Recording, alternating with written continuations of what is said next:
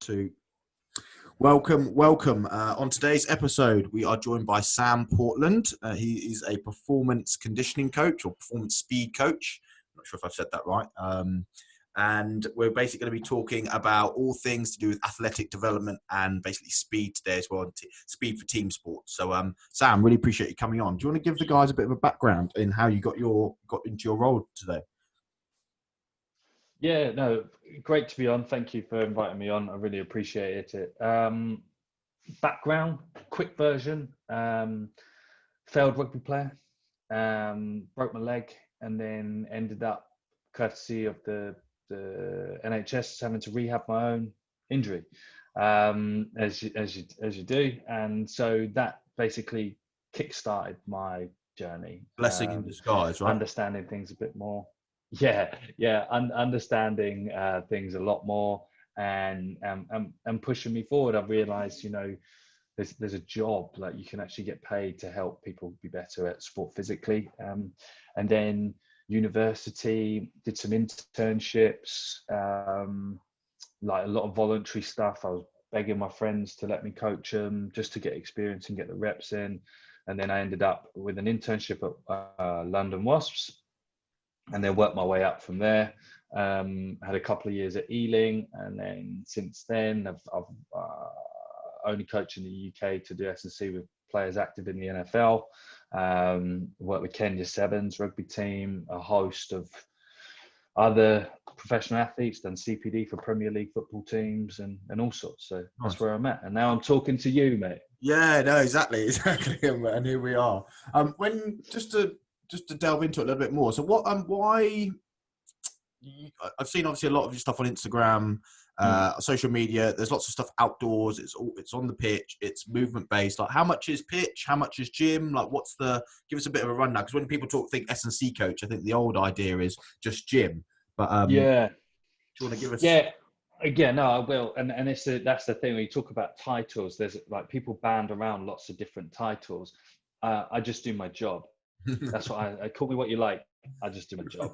And the most important part of my job is that my athletes can execute their sport. So if we need to spend, and there's a massive trade-off, because you're right, like people think about this backwards, where they think the gym leads to the field, where actually the field informs the gym. So we got to switch our whole way of thinking.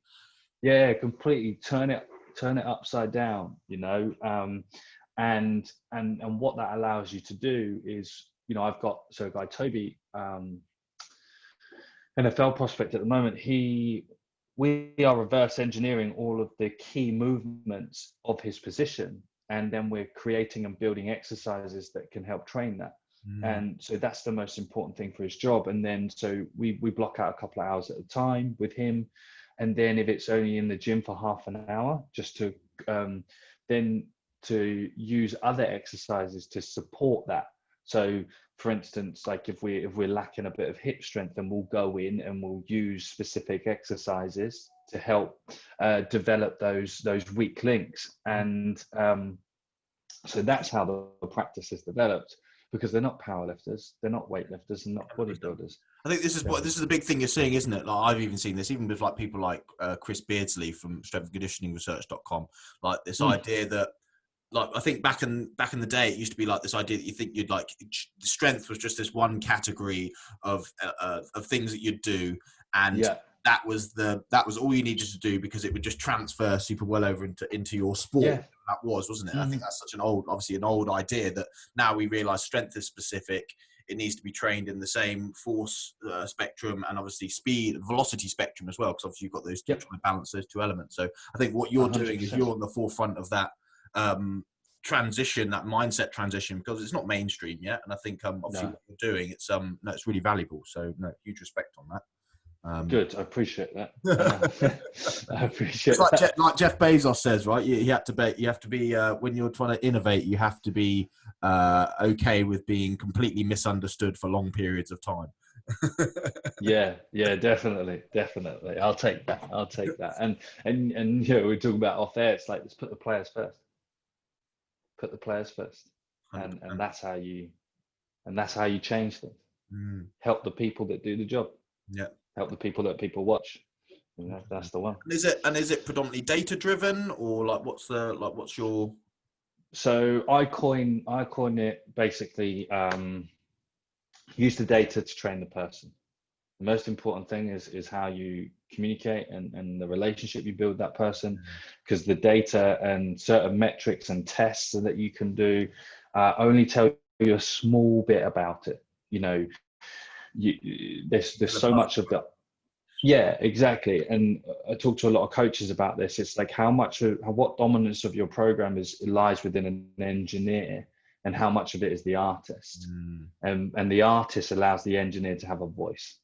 That's the most important thing. And we get it the other way around. You know, it's like guys that come out of university will, you know, well, so-and-so did this and got this result. Da, da, da, da.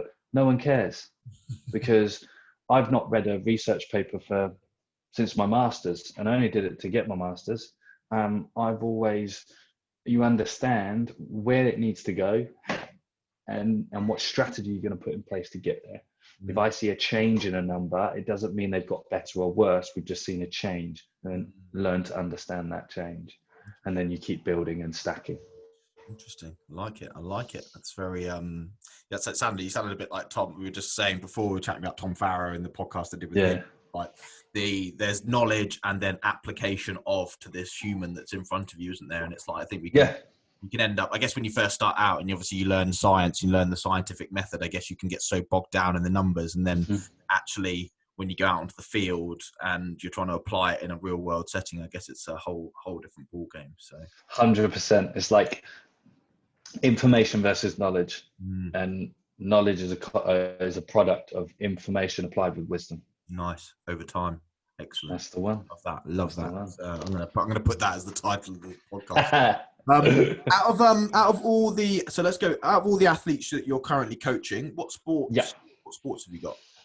We have American football. We have a lot of rugby guys, so a lot of professional rugby guys, a lot of grassroots rugby guys in my speed group that I run. It's amazing the amount of times people turn up and ask the guy next to him if they've played rugby before. And one of the guys has had over 100 games in the Premiership.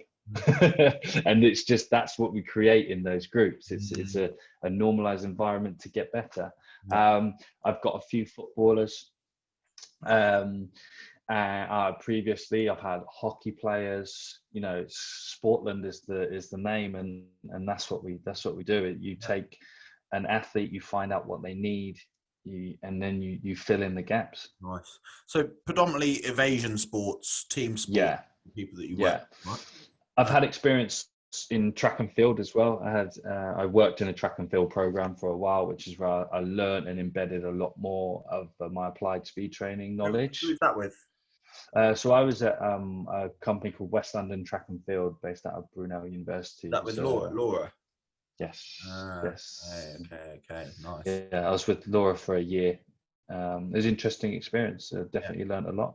Seeing it from a different viewpoint, isn't it, I guess? Yeah, and I've had a couple of relationships with athletes as well, heptathlete, 400-meter hurdler, and you know, that always has helped, because you learn and listen and watch. And I've been to so many athletics meets. You know, I was watching reps, and it, you know, that's how you get your knowledge, isn't it? Yeah, no, definitely. I think it's always good, like in anything in life, isn't it? You want to look at the ideal, like Plato said, aim for the ideal form, like look at the perfect form, and then try and we never reach it, but obviously there's things you can take from that. And so I think obviously with the topic of the video was like, how can we improve speed? Let's go into, first of all, why. So you train mainly not endurance sports, evasion sports athletes. Why? It sounds like a silly question, but why is speed so crucial for those guys? So there's like you say, it's like a simple, obvious question. I was going to say, but it's not. It's quite good. Because actually, as I said it, then I was like, actually, that sounds like a really hard question. And because people just Dan Pfaff said it to me. He's a famous coach, Greg Rutherford. He's Donovan Bailey. He once said to me, the best advice is you've got to be able to see what you are looking at. And that encompasses coaching for me. And what people see out of these, what do they look at in these games, and what they see is very, very different. So one of the number one reasons why speed is incredibly important for team sports and evasion games is it actually makes the game slower. Because essentially, a lot of things turn them upside down, right? A lot of our thought just flip them on its head. Because a game, say with all the GPS, an average game will run at about 6 meters per second. Okay, if you can only run top end of 8 meters per second, then you've only got 2 meters per second to play with. But if you can run at 10 meters per second, you're flying. Like the game then becomes slower. I've seen people in America talk about this idea of speed reserve. Is that what you're referring to? Speed reserve, yeah, 100%. Yeah, definitely. And contrary to everyone's belief, it's like a yo-yo test. The guys that are the fastest have a greater speed reserve, so they'll do better in a yo-yo. And this is where like looking at what tests are important. And so that's the number one reason you actually make the game slower. So everyone says you need fitness to score the match-winning try in the 80th minute. You need speed. If it's a breakaway, you don't need fitness, you need speed, because it just beats everything. It sits at the top. And I guess if your peak's higher, then I guess, and everybody's fatigued, it's a case of the fact that everybody's speed reserve drops. It's not just a case of yours obviously drops, but then everybody who's slower than you drops as well. So net-wise, you're still technically running faster. 100%. And the great example of that is like if you watched Usain Bolt when he's sprinting, and when he broke the world record in Berlin, everyone's together, and it looks like everyone slows down, but he keeps accelerating to break the gap as they're slowing down. And that is just a pure example of why someone who's got a higher top speed will always do well, because winning a 100-meter race is all about decelerating less, the slowest. Decelerating less. Not getting fastest first. I mean, that helps, right? But and that is a nice way of looking at why speed's important for games. But also working on it in isolation, it ties in all the work that you're doing. It buys you more time. It buys you more time on the field to think and perform the skill. And then also in a certain situation, you could actually get there earlier. So then you've got more time. So true. Or start further away. And like, especially with rugby, great English rugby, smash and bash, like Southern Hemisphere rugby, it's fine space. So we need a cultural shift in English sport of making faster, more athletic rugby players and team sport athletes. So we have a more versatile game plan. And then also you have healthier athletes because they're much more finely tuned. They're less injury prone because their tissue is so much more robust, because sprinting is the most potent stimulus that you can provide an athlete. Where we used to think, like, if we were training heavy double back squat, then you're preparing yourself for the sport. You're actually making yourself worse at the sport by doing that, because it's not time specific, like you said.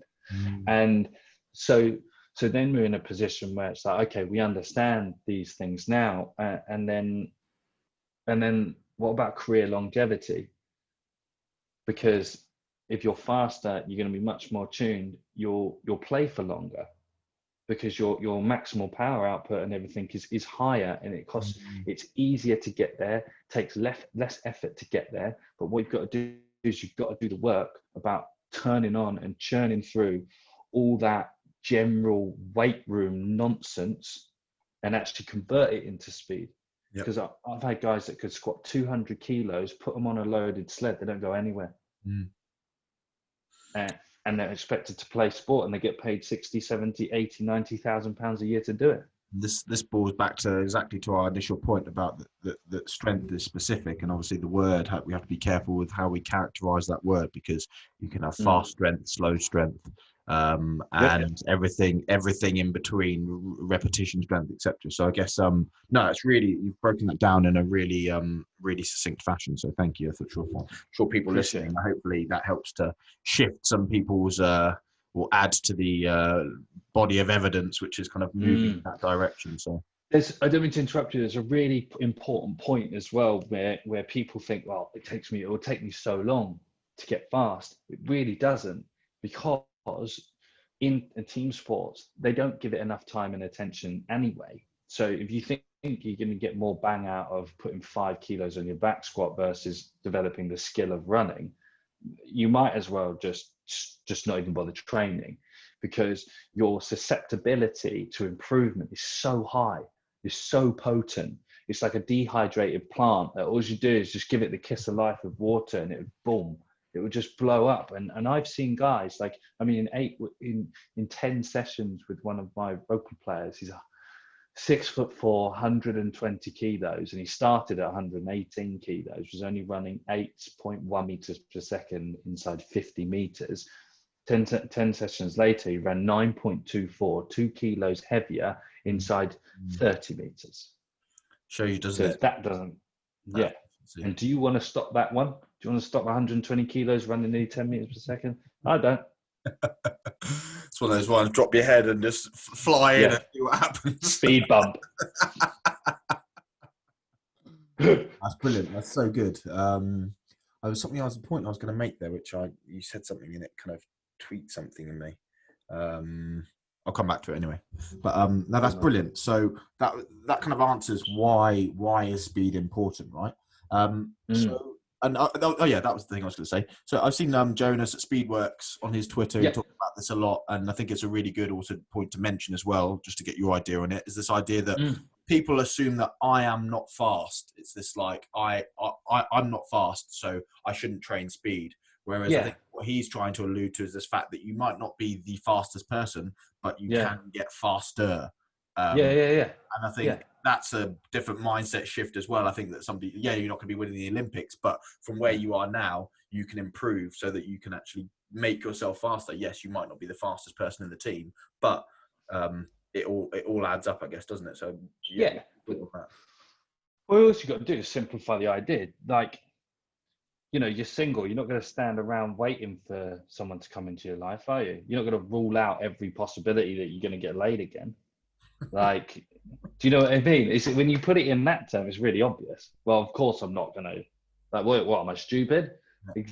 Exactly. So it's like everyone has a potential, and then we just talked about before. Like, if you've never done something, your ability to learn it, especially physical tasks, like, and if you play sport, you still have a literacy in running because you do it all the time. So it's not like you're picking up a brand new skill. You're improving on something you've done for your whole life. So whilst you will never run and be in an Olympic final, you will still be able to put 20% on your top speed easily. Easily. Just need the right direction, and that is the assumption. And unfortunately, we live in a society that is designed to oppress someone's position of themselves rather than empower it.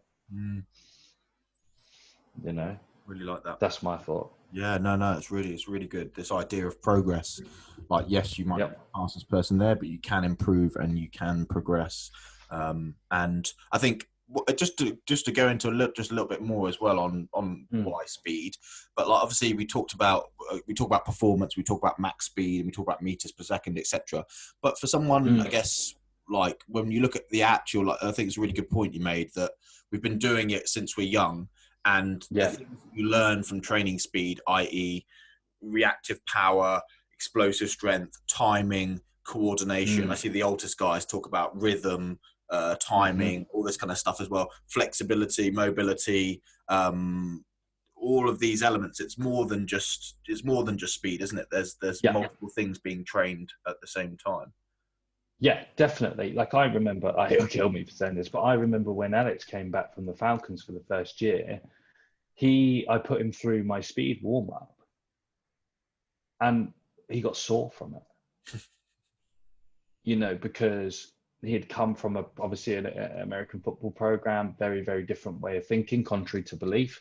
But you are creating these small contractions and increasing ranges and and doing things in much more different ways, that really challenges the body in the way it's not used to. And then after you actually do, like, this is a warm up and you're sore from it, you think, actually, you know, people associate soreness with being better, which is not necessarily true. But if you're getting that effect from just a warm up, think how deconditioned you are to the activity that you want to be good at, that you do, that you're going to be okay with.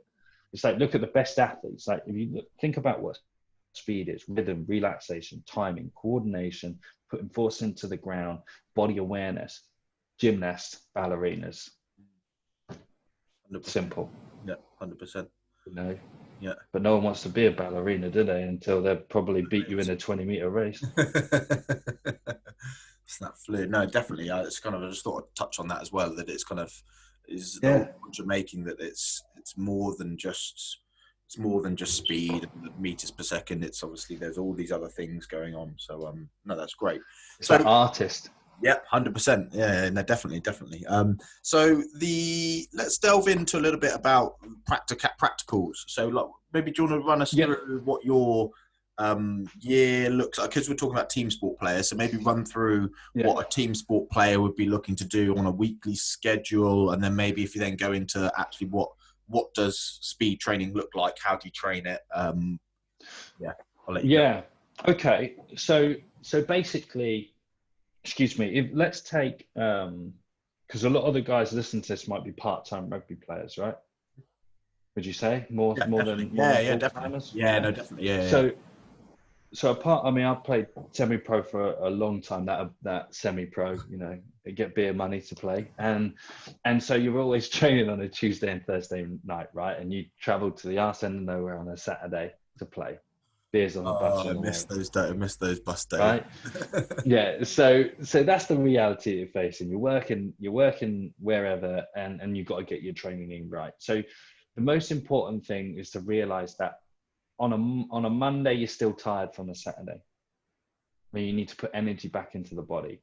So then, you know, in a perfect situation, you would do 20, 30 minutes of speed work before training. You know, when everyone's sat in the changing room shooting the shit, get out there, do your warm up, 20, 30 minutes of, you know, your basic speed drills, get some quality acceleration work in there, very technically focused, and maybe some loaded sprints. Then you can do your training, because then you get your skill and your conditioning. You can put 2 hours together there, really, of everything. Then on your Wednesday, either rest or maybe do some upper body weights if you wanted to. Then on your Thursday, again, same sort of formula: speed into your rugby, and then you're looking to be fresh to play on a Saturday. If you notice, I didn't mention lower body weights once there, because 90% of the people that play at those levels are already strong enough and they're still slow. 100%. So it's about specificity. Get rid of the weights and start working on developing speed, because you'll be hitting the ground faster, harder, creating more force, which is essentially what you're trying to use the gym for. Increase your potential to produce force. But then if you were to take that over a year, say for an off season, you know, your Monday's got to be all about speed. Because if you're not playing, you're not incurring fatigue, especially now. You know, no one's playing any form of rugby really. Monday's all about speed. And this would be very similar to a pro cycle. Monday, acceleration, linear speed, max velocity. Tuesday, you can start looking at putting some effort into loading and resilience into the body. Take Wednesday off, do what you like, coffees or whatever. Thursday, back in, change of direction, like a multi-directional day. And then a Friday, you're looking at more weights and stuff. And similarly, what I did with Alex and a lot of the guys that come to see me more full time, we do 2 days on, 1 day off, 2 days on. First day is a high day, which is high demand. Second day is a low day, which would be like upper body and some low level fitness. So like your base fitness, which helps you recover. Thursday, speed. Friday is high. Friday, low, bit of fitness, bit of beach.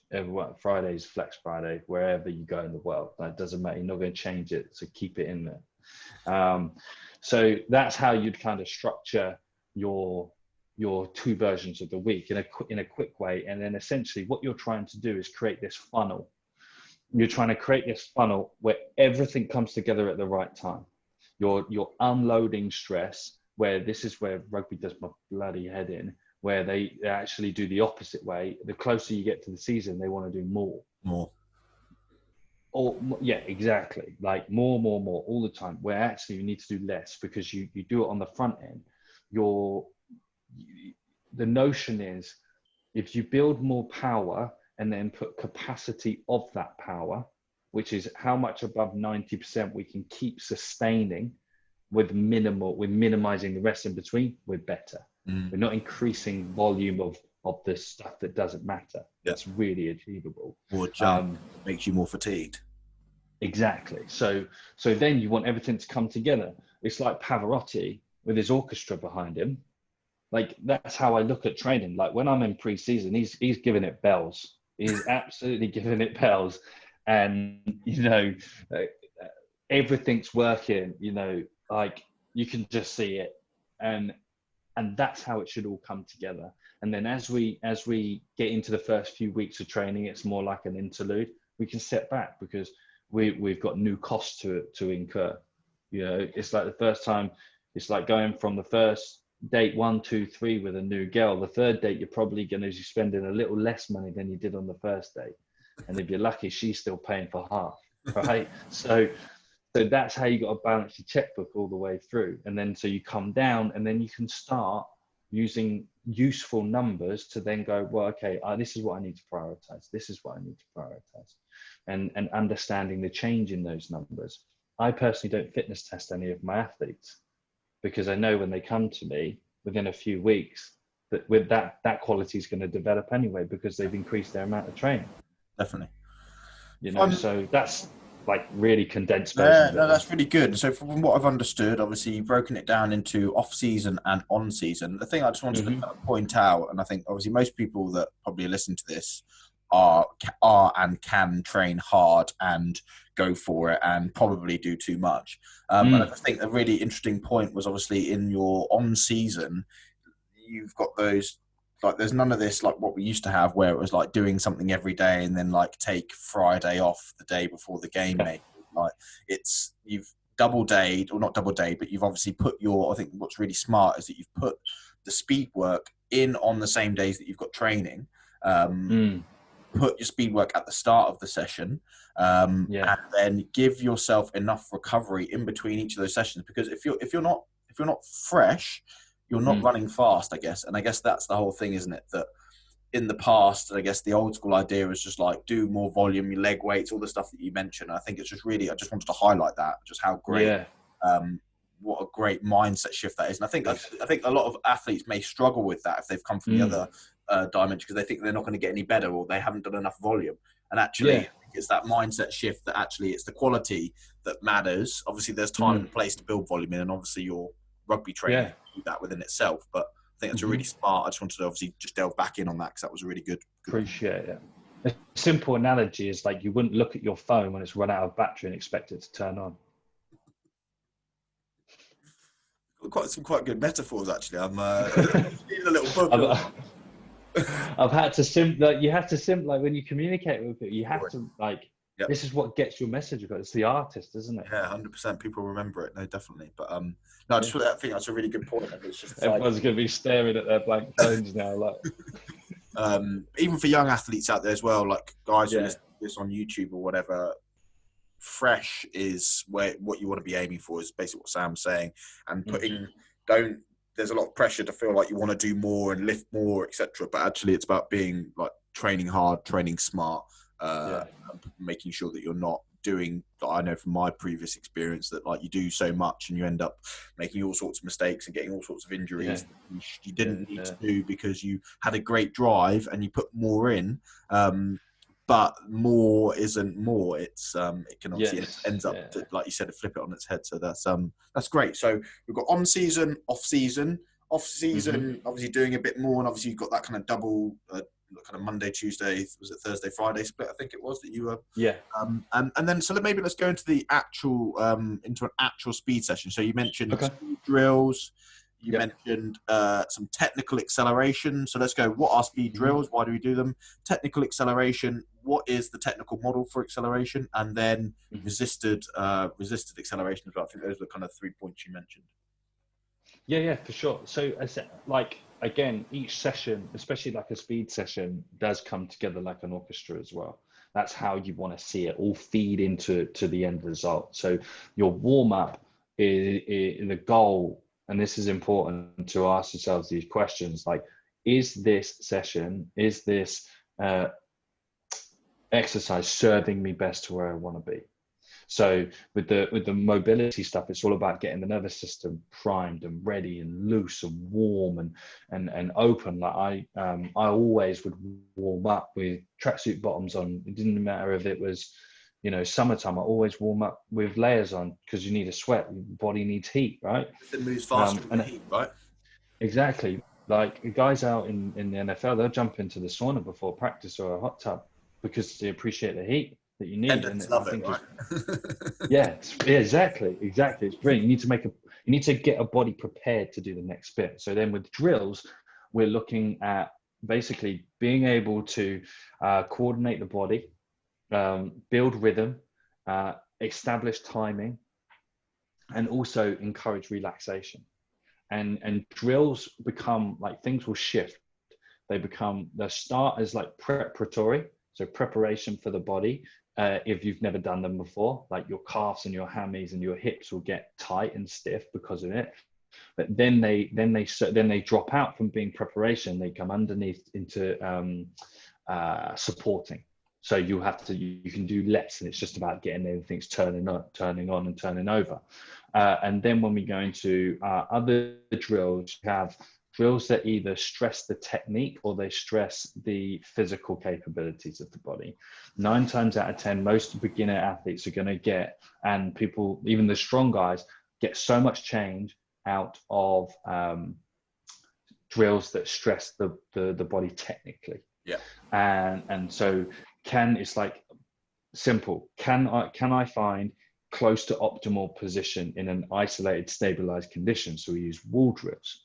Yep. Okay, so hands on the wall, really modeling, very coach delivered. Then we'll start progressing to, okay, so now we challenge that. So we use bands. Then we take away stability, so we put them on a prowler so they can move. Just on that point. Sorry to cut in. No, just on that point, I think that's a really good point just to emphasize here, just because I know you're kind of working your way through it, to emphasize that creating force needs to be done in the optimal direction before you try and apply more force to the incorrect direction. I think that's obviously, just wanted to make that.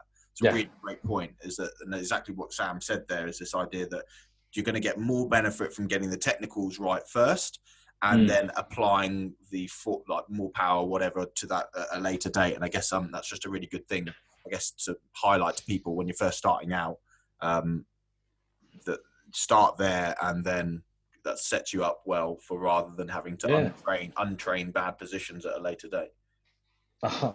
100%. And then it's kind of a case of, we add load and we remove stability.